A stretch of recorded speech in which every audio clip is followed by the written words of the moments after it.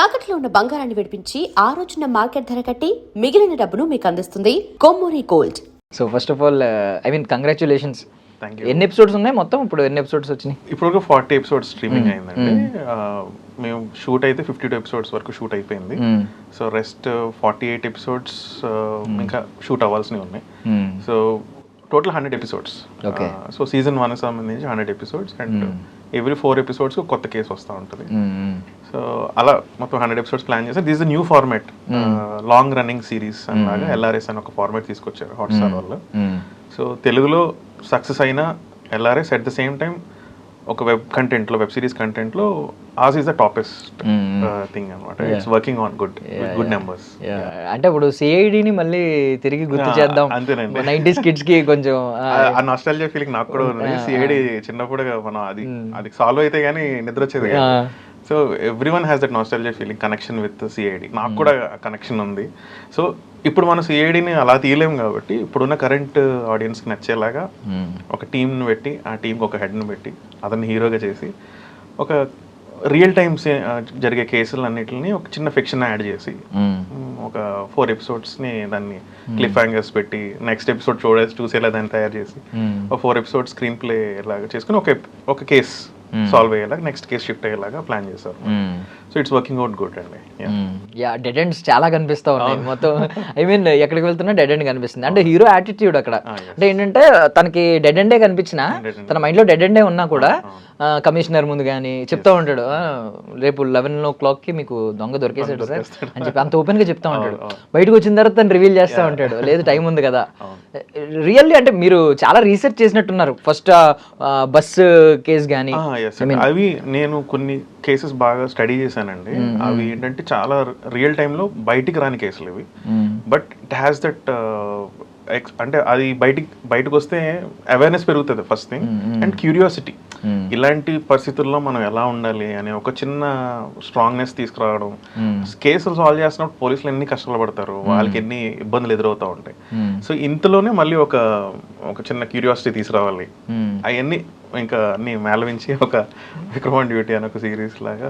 అంటే మేము తయారు చేసింది మాత్రం ఒక ఐపీ అండి. It's like an intellectual property. It can be used seasons together. So Vikram అనే క్యారెక్టర్ని అంత స్ట్రాంగ్గా ఎస్టాబ్లిష్ చేసాం.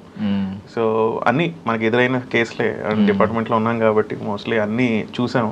ఆ చూసినవే ఇందులో పొందుపరిచాను అనమాట.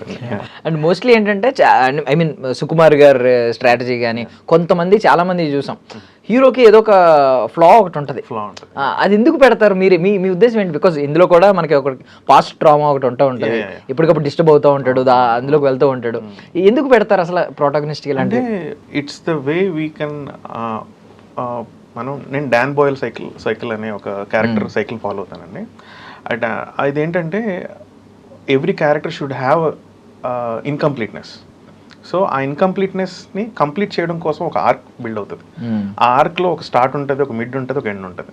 సో అంత ఫుల్ఫిల్గా ఉంటే అసలు మన క్యారెక్టర్ని ఎందుకు చూస్తాం? అంతే కదండి. ఎక్కడో చోట చిన్న ఫ్లా ఉండాలి. ఆ ఫ్లా ఏంటంటే every person has that flaw. So ఆ గ్యాప్ని ఫిల్ చేయడానికి మన ఈ స్టోరీ రాస్తాం. అది ఫిల్ అయ్యే టైంకి ఆ స్టోరీ ఎండ్ అయిపోతుంది అన్నమాట.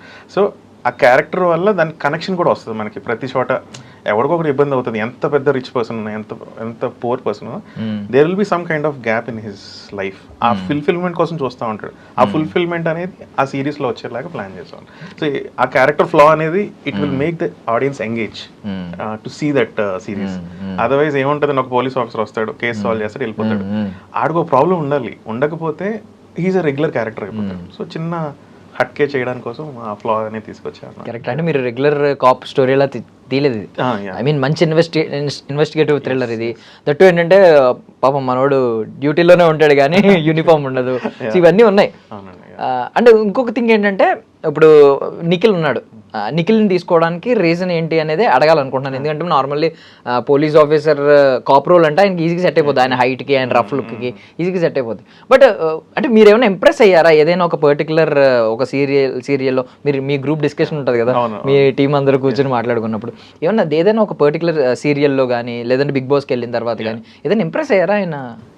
అంటే ఈ హీరో సెలక్షన్ ప్రాసెస్ అయితే మాత్రం ఒక 1 month నడిచిందండి. 1.5 months నడిచింది. చాలా మందిని షో రీల్స్ చేసాం, షార్ట్ లిస్ట్ చేసుకుని వస్తున్నాం. బట్ ఎక్కడ కనెక్షన్ దొరకలా.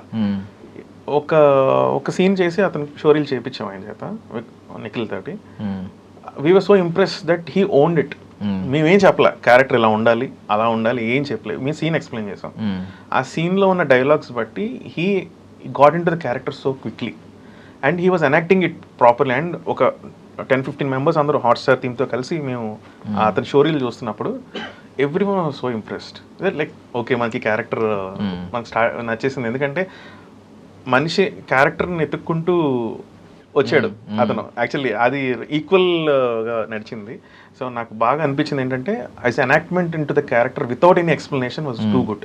సో లేటర్ ఆన్ మన క్యారెక్టర్ ఎక్స్ప్లెయిన్ చేసిన తర్వాత ఈ felt so connected and he's so innocent అండి. యాక్చువల్లీ థింగ్ ఏంటంటే అతని నుంచి వచ్చే పాయింట్స్ కొన్ని చాలా బాగుంటాయి. సో ఆ రెండింటిని అంటే we want that kind of quest కదా, క్యారెక్టర్లో క్వెస్ట్ ఉండాలి.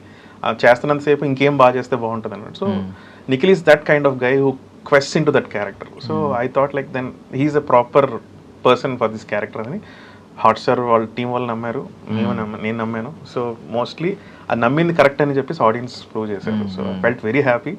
నిఖిల్ విక్రమ్ ఆన్ డ్యూటీ చేయడం వల్ల విక్రమ్ ఆన్ డ్యూటీకి ఎంతైతే క్రేజ్ ఉందో దానికి డబుల్ అయిపోయిందండి. So I felt very happy. So he's a right person for that character.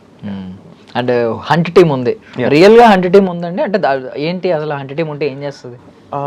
Normally hunt team అంటే ఇప్పుడు సిఐడి క్రైమ్ ఇన్వెస్టిగేషన్ డిపార్ట్మెంట్ అని, తర్వాత ఏసీపీ ఉంటుంది anti corruption bureau, they are wings in the police department.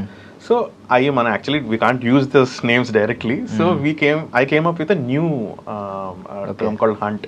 So actually వీళ్ళు చేసేది కూడా criminals ని hunt చేయడమే కాబట్టి దగ్గరగా ఉంటుందని చెప్పేసి సో ఆ అబ్రివేషన్స్ తోటి ఒక హంట్ అనేది ఒక ఫామ్ చేసి it's an imaginary team, not like other, but mostly it has qualities of that CID kind of thing. So అలా. అండ్ మోర్ ఓవర్ ఏంటంటే ఇప్పుడు విక్రమ్ అనగానే ఏజెంట్ విక్రమ్ మనకి కమల్ హాసన్ గారు గుర్తొస్తూ ఉంటారు. వై విక్రమ్ అండి కాప్ రోల్ కి? I have very good personal connection with Vikram అండి. నాకు విక్రమాదిత్య కథలు విన్నాం కదా, విక్రమ్ వేతాల్, ఆ కథలలో నాకు విక్రమ్ క్యారెక్టర్ అనేది చాలా ఇష్టం. ఎందుకంటే ఆ క్యారెక్టర్ ఎప్పుడు ప్రతి స్టోరీలోనూ ఎండ్ అవుతుంది మళ్ళీ స్టార్ట్ అవుతుంది. So is always in a loop. So same ఈ క్యారెక్టర్ కూడా అంతే, ఎన్ని సాల్వ్ చేసినా ఆ లోతు ఉంటుంది కదా అతనిలో. సో అన్ఫినిష్డ్ పర్సన్ కాబట్టి ఆ స్టోరీ అంత క్యూరియాసిటీ తీసుకొచ్చింది. సో ఆ విక్రమ్ అనే పేరు నాకు చాలా ఇష్టం అండి, అందుకే నేను విక్రమ్ ఆన్ డ్యూటీ అని I portrait it. So they like it with Hotstar guys and ఓవరాల్గా టైటిల్ కూడా చాలా మంది ఇంప్రెస్ అయ్యారు audience, they liked it. And ఆ విక్రమ్ క్యారెక్టర్ నిజంగా విక్రమాదిత్యుడు క్యారెక్టర్ చాలా బ్యాలెన్స్డ్ గా ఉంటుంది. అలా ఎంత ఇరిటేట్ చేసినా ఎక్కడ ఇరిటేట్ అవడు, ఐ మీన్ ఇలాగే ఉంటాడు. సూపర్ అండి. అంటే ఇప్పుడు ఫస్ట్ కేసు గురించి ఒకసారి మాట్లాడుకుంటే రియల్లీ నిజంగా ఇలా జరుగుతాయి అని అనిపించింది. అంటే ఒక ఆమె వచ్చి ముందు ఆ బస్ ఖాళీగా ఉంది అందులో కూర్చో ఎందుకు బయట ఉండడం, అది హైదరాబాద్ వెళ్ళే బస్ అని చెప్పడం, ఆల్రెడీ అందులో ప్లాన్డ్ గా ఉండడం, సో ముందే రెక్కీ చేయడం, ఇవన్నీ. అంటే మీరు ఐబీలో ఇలాంటి కేసెస్ ఏమన్నా వచ్చాయండి దీని గురించి?